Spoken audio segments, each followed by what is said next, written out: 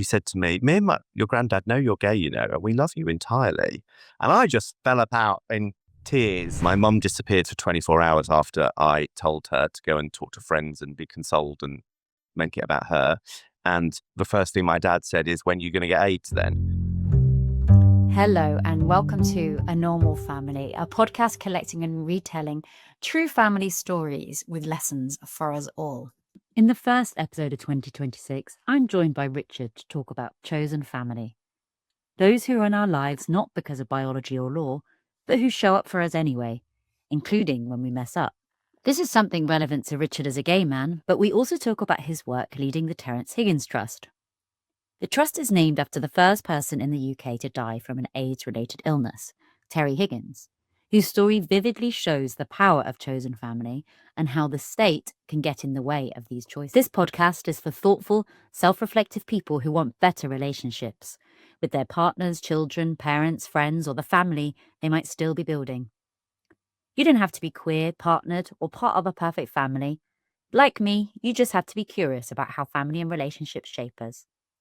After listening, I hope you feel a little more compassion for yourself and others. Please, if you don't already, then do subscribe to our channel and like this video to see more like it. Let's get started. Good morning, Richard, and welcome to A Normal Family. Thank you for having me. Richard Angell is here to talk to me this morning. He's the CEO of Terrence Higgins Trust, and it's going to be a little bit of a different format today because normally on A Normal Family, we have people coming and sharing their own particular family story. And while I'm going to ask Richard to briefly talk about his own upbringing, actually, we're going to talk about two topics today. One is the subject of chosen family, which I think is something that really resonates with this audience. And then we're going to talk a little bit about the life of Terry Higgins himself, because I think it's a really illustrative example of how the state can help or sometimes hinder how we define family. But Richard, first of all, I'd just like to start by asking my guests where they are in the world. Where are you? Our office in Caledonian Road. We're located opposite Pentonville Prison, and it's a funny little place, but it's a nice place to be based, and it's where we can do some really transformational work to help people living with HIV either come to terms with their virus, to live well with HIV, or ideally to thrive with it. Yeah, and some fantastic campaigning work that you guys have been doing, which I'm sure we might get into. As I said, we're not going to get into detail about your family story, but can you just give me a potted history of your upbringing? So I was born to two parents who met while my dad owned the corner shop on the street that my mum grew up. She used to nick so much from the shop that he gave her a job to stop her doing it. He then decided to move out of Coventry, and she seemed to coincidentally fall in love with him at that point. And they had a very funny relationship, which was they had myself and my younger sister, but very soon they were divorced. And so within 6 years of being married and before I was 3, they were divorced. They are each other's oldest friend, really, but they can only spend a maximum of about 6 hours in the same room together.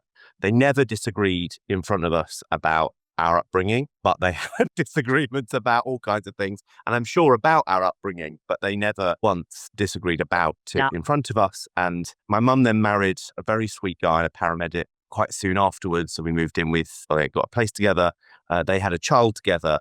And on the day that she was born, he had a brain hemorrhage and became a radically transformed person and survived, but was very different. And a long divorce followed. And so we were broadly a single parent family for then kind of 8 onwards until my mum got remarried again when I was just going off to university, and I gave her away at that wedding. And so we're a close-knit family, 3 girls and a gay, and we didn't have a lot. We were on benefits for most of that time, but we had a very strong work ethic in the family. My dad was a kind of omnipresent part of our lives, but she was the matriarch. Yeah. And then added into that a bit of coming out drama and all the other bits and pieces that life unfolds. You're a great example of the normal family philosophy, which is that every family has at least one story. It sounds like you already have several there. Well, let's turn then to the topic of chosen family. Most people would define that as people that you choose to have in your life over a longer time that aren't necessarily related by biology or law. But tell me, Richard, what chosen family means to you. I suppose it's the commitment to somebody else that you're going to be their friend, even if they've effed up in the most almighty way, right? And the bit that I am very lucky to have with my family and my mum in particular, that if I told her I'd robbed a bank or done something terrible, she'd still tell me she loved me. She'd tell me off, but she'd give me a big hug. And, all the kind of ritual humiliation that could go with that would be, I'm sure, very difficult, but she would appear that it was taking in her stead. And that is ultimately the promise of family, is that they can see the best in you when you've done the absolute worst possible thing. And you might deserve consequences. Adulting is mostly about a world of consequences, but that somebody might be rooting for you in that moment, that those consequences might be either the least worst they can be or contain a second chance. And I think that's what family at its very core is. And I think is a big thing amongst gay people and the queer community that we've all experienced at some point, somebody who's broken that trust. And it wasn't that you told them you'd done something bad. You told them that you loved somebody or that you lusted after somebody, and in appropriate and often, in consensual ways, that you were judged for that, you were isolated for that, you were rejected for that. And so we've seen what the breaking of that bond and that promise is. And for those who haven't experienced it directly, have witnessed it at very close proximity. So you're making the promise to somebody else or to a group of people that in their worst moment, you will see their best self and you will give them a hug, even if they deserve a slap. Mm-hmm. Yeah, and I think that's an important point that I think most normal family readers will appreciate. And I think that you describe it brilliantly about a trust being broken with people that you might otherwise ordinarily call family, and therefore a need to go and seek the support, the compassion that you might find within a family unit elsewhere because your biological or legal family hasn't been able to provide that for you. So what does chosen family mean for you? Because it sounds like you do have a good relationship with your biological family. So what does chosen family mean to you in that context? I do have a great relationship with my biological family, but it has been challenged at various times over the years. And coming out was not the moment I'd have wanted it to be. And each of us have slightly different memories on how it went, which is interesting. But it's important to notice that people can go on a journey. And so I try and see the best in people and recognize that distance traveled. But you never forget how somebody was when you made yourself incredibly vulnerable and shared with them something that was so seemingly fundamental. So that, I think, that would always stay with you. And while time is a great healer and conversation can really move things on, there is something about the screenshot that you took of that moment, how it made you feel, that you will carry with you forever, even if it's just as a reference point. Yeah.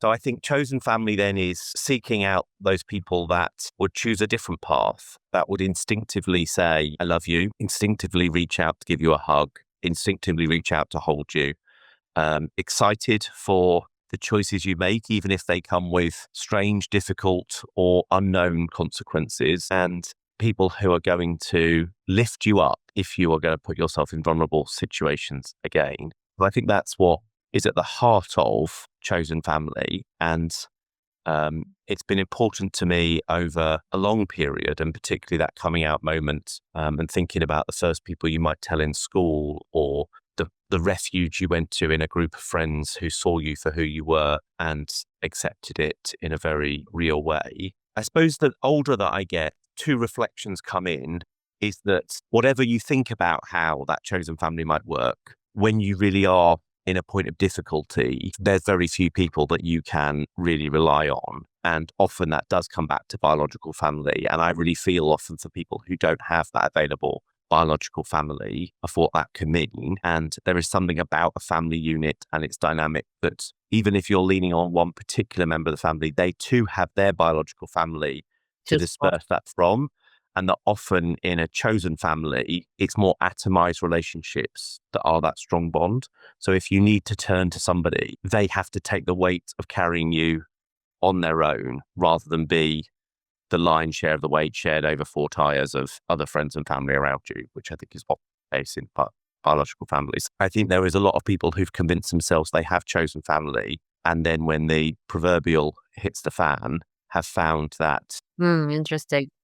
either the challenge that they need support on is too great for that individual, or that something in that individual or your life has moved on. So I think that's a tension between biological and chosen family, but everyone that I know with a chosen family has seen an example where chosen family has gone above and beyond to provide them with the care, protection, and support that they might need, and have experienced biological family been unable to do the same. So I don't think there's any hard rule from it. Yeah. But I think we can convince ourselves, sometimes falsely, that we have relationships that might stand some of these tests. And is the only way to really know whether those relationships stand the test to have the tests? Or is there a way that we can really know whether chosen family are going to be reliable without getting into that sticky situation? But I think about this quite a bit, and I think the truth is that the things that would test it between the crisis would probably break it before you got to that crisis in most senses, partly because it becomes a little bit like the accusation of cheating in a relationship. It's just the mere presence of that query is it a corrosive thing in your relationship to have got to that point that you end up, it's a lose-lose for everyone, because you've shared that there's a trust that you don't have. Yeah. And the other person's like, well, either they have broke the trust and they've got caught, or they haven't broke the trust and they haven't even got an orgasm out of it. Like, there was no upside. It's just a kind of, this is where our relationship is actually at. So you have to go into it with the goodwill that the promise that's being made is reciprocal. But I don't think that means that it is. Yeah. But I think that I live my life as an optimist rather than a pessimist. And that has served me pretty well. To will that relationship and then to test it constantly and put it under strain probably means, and I've definitely seen means, that when it really is needed, the strain has been too much for the other party. There's just staying the real drama. Exactly.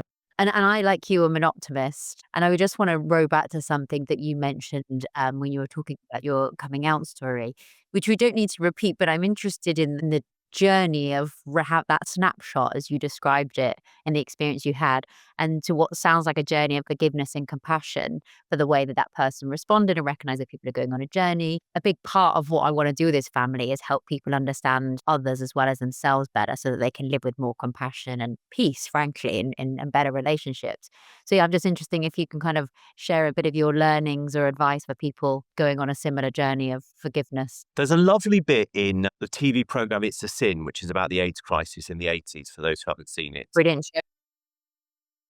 The main character is in an AIDS ward, and his mum is finding it challenging. And she's in the kitchen area in the ward making a cup of tea, and another mother comes in and she says to her, I just didn't see it.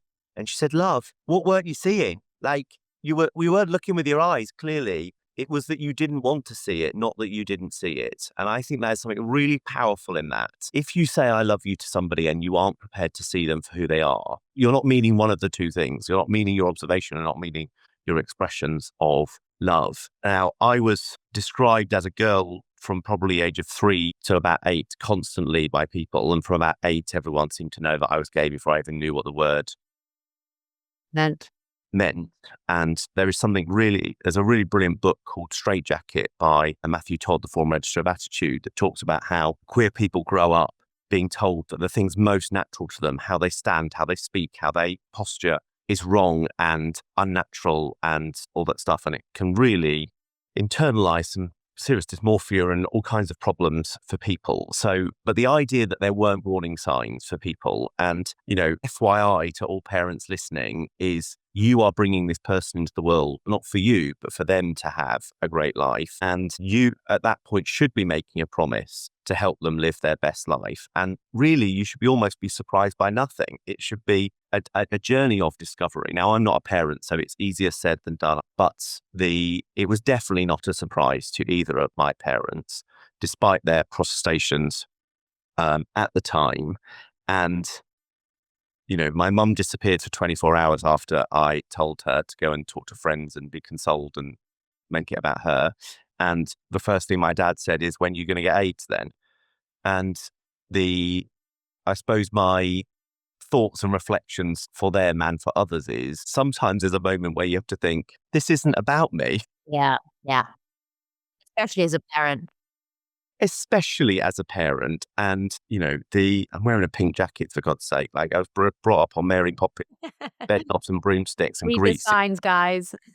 It really wasn't massively surprising. And not to be a cliche, I did play rugby for a while, but I was seriously into musical theatre. And so, I think that was captured so brilliant at that moment in It's a Sin of what weren't you seeing? And then we all live in denial about various things, and it's easier said than done, isn't it? And I've certainly made mistakes, certainly in relationships where things that are so bloody obvious you somehow can't see. Mm-hmm. But Good comparison. we do it all the time. But I think there's something different about bringing a human into the world and the promise that you're making, and to think that through. And partly my journey with my parents was to be, quite frankly, really honest with them and to show them what some of those choices were. So, about a year after I came out, my mum got remarried for the third time. I gave her away, and it was all very lovely. And I had a boyfriend at the time who was not invited. My sisters both had a boyfriend and they were invited. And it wasn't a big deal because it was very early stages and whatever. But 2 weeks afterwards, my mum and I were having a conversation about the wedding and how lovely it was and all that kind of stuff. And I just said to her, just so you know, from this day onwards, if I am invited and my partner is not, as far as I'm concerned, I am not invited. And she drove to my dad's house and said, we've got to be okay with this, otherwise we'll lose him. And she snapped out of it immediately. It took him a few more years, but I remember one day we went to the football together. We were driving back and he just said to me, are you dating anyone at the moment? And I was like, oh, I've been seeing this guy, but like, not really. And it's not very serious and whatever. And we've had a conversation as adults in a kind of like, it was gender neutral in the sense that he was asking if and I had a partner. It wasn't about being gay or having a gay partner. It was just about your status. Exactly. And that was a really nice moment. I reflect for him what a big thing that was for him to have moved to that point. One of the things that, and I think a lot of queer people experience this, is there's often a brokering at this point, the kind of permissive gay. Okay. We're allowed to be gay, what but brokering is. It goes one of two ways. It's that you're either not allowed to tell your grandparents, or that's the base thing, because somehow they won't be able to cope, or you can't get married, or you can't have kids. You can be a gay, but don't pester anyone. Things that you want, yeah. Exactly. So for me, it was don't tell your grandparents. So we had this thing, and then I had a female friend of mine come to stay, and my dad made a point of reporting to my grandparents that I had a girl to stay. But I was like, this is really, and I said to him, I'm fine of not telling them stuff, but I'm not lying to them for you. And then at my sister's wedding some years later, at the first dance, me and my grandma got up to kind of join in after the happy couple. And she said to me, your granddad know you're gay, and we love you entirely. And I just fell out in tears. I was an absolute mess. And it was the loveliest thing. She said, your granddad's been in the Navy. He's seen it all. Been around for a long time, is absolutely fine. And she organised a party when I went down to the Isle of Wight next. All her friends are there. I've got a gay grandson. Come and make it. And some people really surprise you. I wasn't surprised by her. She's always been lovely. Yeah. But, some people carry other people's fears about these things. Absolutely.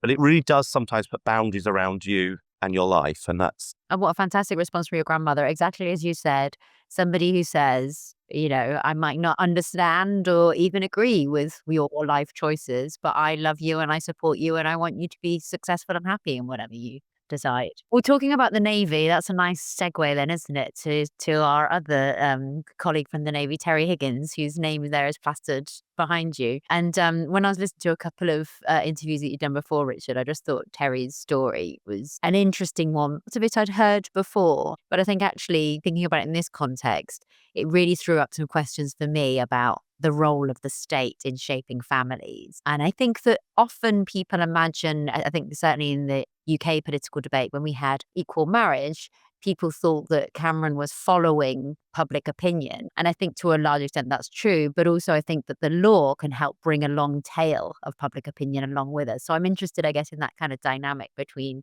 people and the state and where they help and hinder one another. Also add to that, I think the AIDS epidemic is what allowed for gay marriage to happen. Because while the AIDS epidemic was absolutely horrific for those who experienced, and why it inspired the most hateful homophobia, including a hateful homophobic act in Section 28, which prohibited the promotion, whatever that is, of homosexuality in our schools, libraries, public services, etc. What it did fundamentally in the country is it turned the conversation from gay sex to gay love. Watching gay couples hold each other, bathe each other, support each other, often in end-of-life moments. That it wasn't about a club and a dark room and all those things, as wonderful as those can be as part of your gay life and experience. But at the heart of this was gay love. And that's where our story starts at the Terrence Higgins Trust, really, is we are created as Terry Higgins died. Imagine 37-year-old who works in Parliament by day, recording what our politicians say, and by night is DJing and you have a nightclub. DJing at night, traveling to New York to get the latest vinyls, and I'm sure visiting bathhouses and various other things while he was there, but coming back to share that magic in the first gay nightclub in the UK. He's dating somebody who is 19 at the time when the age of consent was 21, a guy that had been through some really tragic stuff himself, but had found a man that was really loving towards him for the first time. And Terry collapses. Rupert is at university in Durham and rushes down to see him and begs, quite frankly, the medical profession to inquire whether it was this mystery virus that was being read about. That New York, that America virus, as it was known then, was what was impacting Terry. Some people were referring to it as grids then, although the first Terrence Higgins Trust leaflet says, do not call it grids, it's stigmatizing. Grids? Why? Grids, so gay-related immune deficiency. Oh, That was okay. first, Oh, wow. is where all the gay plague stuff comes from. And very quickly it was AIDS, which was about your immune system falling down, and the series of illnesses as you have no immune system that can come about. He pleads with them and they tell him that he will need to read about how Terry, his partner, died in a medical journal because he is nothing to Terry. They didn't recognize their relationship. They didn't recognize queer love, that they were gay, or any of that stuff. And that journal became fortuitous. The very reason why we were accepted eventually, after some wrangling with the Charities Commission, who concluded it was not charitable to have a gay organisation and one was not necessary, but that this journal showed there was a mystery virus that was affecting people and a response to it was required. And so the Terrence Higgins Trust was born, unlike our partners in New York who are called Gay Men's Health Crisis, for example, who much of our model is based on. We were named after a person and sought to humanize the epidemic. We have tried our damnedest throughout those years to be for everyone living with HIV, and that stays with us today. So that rejection of love and what clearly somebody had situated as their chosen family, the state in that really vulnerable moment had rejected it. And so little was the compassion at the time that Rupert, who himself had gone through zero conversion, although not knowing what that was at the time, and having had intimate relationships with Terry, very likely, although he believes he got HIV from a relationship beforehand, wasn't put into any care or treatment himself. They weren't asked, and there was no test for HIV at the time, but was left to go on with his life. And the next time he saw a doctor was when he happened to be walking past the hospital where Terry died, and he saw one of Terry's doctors and said, "I'm surprised you're not dead yet." And sadly, that wasn't the last time that somebody said that to poor Rupert. But we are very thankful to him for doing what he did. And he became the first person to go on TV to say, "I am living with this virus," which I think is a remarkably brave thing to do, especially when you are 20. Absolutely. And there's a through line to some of the examples that you've talked about there. So the lack of recognition for Rupert in the healthcare system. I believe that Terry also had a friend or a female mate who would pretend to be a partner, a heterosexual partner, when he needed her. And obviously we've come a long way, that I think in the UK largely people don't have to live in the shadows that way. But of course there's still a hangover, isn't there, Richard? There's still blockers that the state puts in the way of people being able to create families as they want. I think there are still some challenges around egg donation and sperm donation, for example. Well, thankfully, we have just rescinded those rules. So it was not possible for somebody living with HIV to donate their egg or sperm to start a family, even if their level of virus was what's known as undetectable, which means it's so low in your system you can't pass it on when having sex without a condom or during childbirth and some of the other things that where transmission can occur. But thankfully, the second piece of legislation passed by the new government was to change the Embryology Act to allow that to happen. So if you have an undetectable HIV load, you can now donate egg or sperm and you can start a family. So that has been a prohibition for some time. Since the mid-teens have we had the Swiss statement and evidence that if you take your medication, you can't pass on the virus. So it's taken a long time for the science to overrule the stigma and become the rules in our society. And I already know somebody who is going through that process. Amazing. A lesbian couple friends of theirs. And it's a really lovely and exciting prospect. Brilliant. So what's the next frontier? What's stigma you want to take down or policy you want to change? So at the moment, we're really focused on implementing the government's new HIV action plans. World AIDS Day this year, the 1st of September, that means that in 90 A&Es across the country, if you have your blood tested, you're automatically tested for HIV, Hep B and Hep C. And we're twice as likely to find women in that setting, more likely to find people of colour.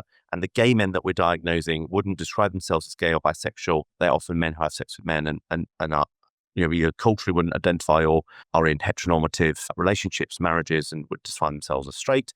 So that's a huge step forward. We finally got funding for formula milk for the children of mothers with HIV, and that's a big step forward to make that happen. And we've got 5 million to trial at-home HIV testing in the new NHS app, which is going to be great for stigma reduction. They're our priorities right now, and that's where we're really focused on making a difference. Brilliant. Yeah, as I saw some of the activity around December 1st, great impact that you and the organisation had. So proud. Obviously, Terry is immortalised in the name of our organisation and talked of as a symbol, as the first named person to die of an AIDS-related illness.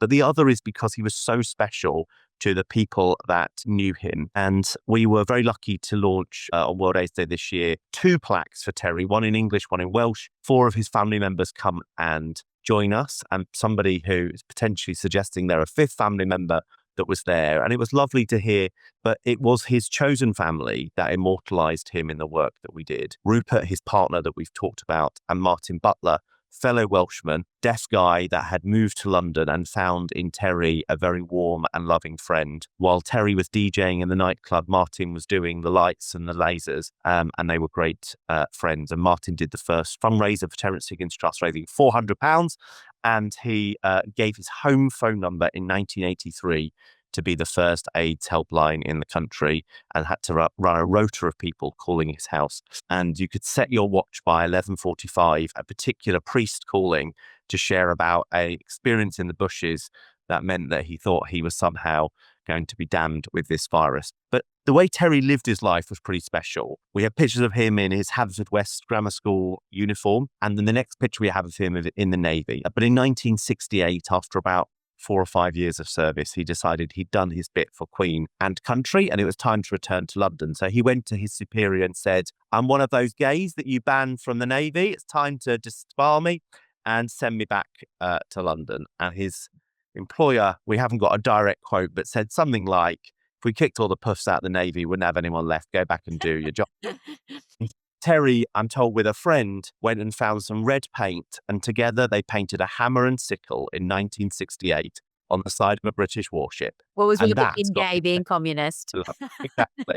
The pinkos, one way or another, were going to get you. So he was sent back to London, and he went on to get the job in Hansard, but very nearly didn't. He went for the interview, and the hiring manager suspected he might be a homosexual. The interview was in a bar. So adding to the unorthodox recruitment practices, went back to the office to find the youngest, prettiest member of the office and brought her to the interview. Terry and her worked out very quickly what was happening. They flirted outrageously. The hiring manager concluded that he was wrong and said to his colleagues, "Vanessa's the coldest shoulder in Westminster," but somehow Terry had her eating out of his hands. So he was convinced that he wasn't a homosexual, and Terry was employed. He was apparently brilliant at it and typed like the wind. Vanessa went on after Terry's death to be the woman that pioneered LGBT rights being in the employment regulations in Parliament for the first time, and was warned off many times that people would think that she was gay or a lesbian if she continued to pursue this case. And she told them to F off and carried on regardless. And in the memorial AIDS quilt that there is for Terry, the centre panel has been done inspired by Rupert's stories, and it has it stitched into it a picture of a cottage in which they had a naughty weekend together, some of the songs they listened to together, and it's got Terry's handwriting on it. And Rupert has got a love letter that he sent him that's been stitched into it with a little note that says, "Hello, precious," from Lovecut, which was their cute nickname for each other, and a very lovely picture of the Terry that Rupert remembers. Yeah, I've seen the blanket. I think it's a really beautiful tribute. I'll include a link to that in the show notes. An incredible man. I mean, anyone that works at Hansard and Heaven nightclub is already pretty special, let alone everything that he went to go on to do for himself and for the movement. Exactly. And it's interesting because he wasn't an elite. He was definitely not a hero. I'm sure he had a number of flaws. We all do.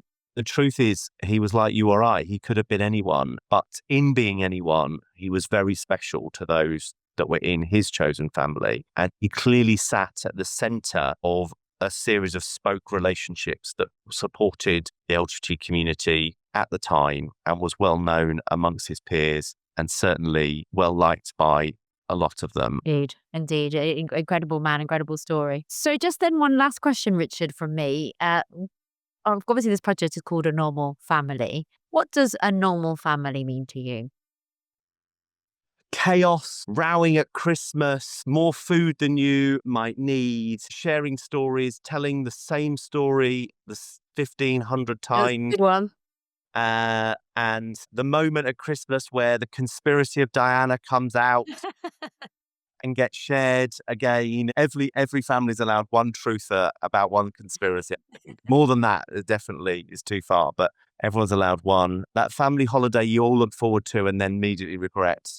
But ultimately, the coming back together and the celebrating of milestones and knowing that whether you've spoken to them that day, that week, that month, that somebody is blowing a little wind and hoping to be the wind beneath your wings and just wishing you well in those slightly crazy endeavors that we try and do in our life. And often they can be biological family, but for very many people, biological family is sometimes the problem, not the solution.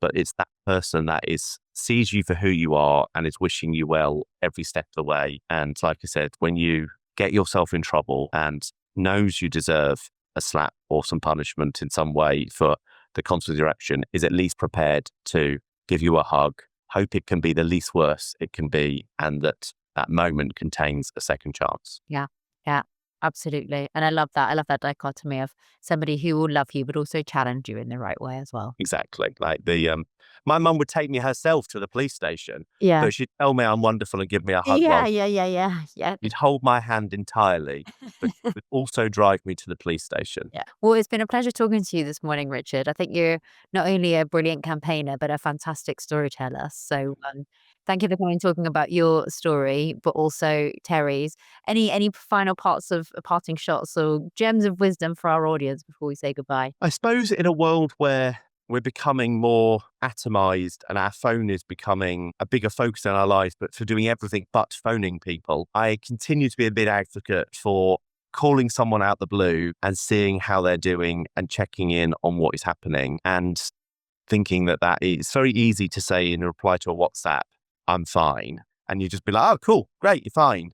I'm a big one for a phone call. And I think our lives are so busy and work becomes so consuming and the economy is tough. And when you go on the social media, it seems to be either people whose lives are utter perfection or some dictator being utterly vile. It's global news. It can make you pessimistic about the world, but community and family make the world worth living, really. And checking in, having a phone call, going to the theatre, meeting up in some way, enjoying life is something that I think we're not doing enough of. And from that can come the meaning of life and some wonderful optimism. And if you haven't checked in with that person today, give them a call. Brilliant. I do a gratitude diary every day, and quite often when I sit down at the end of the day, it's the moments when I've connected and had a conversation with somebody that are my highlights. So I love that. Very good takeaway. Have you ever regretted calling a friend and saying, "How you doing? You all right?" Of course not.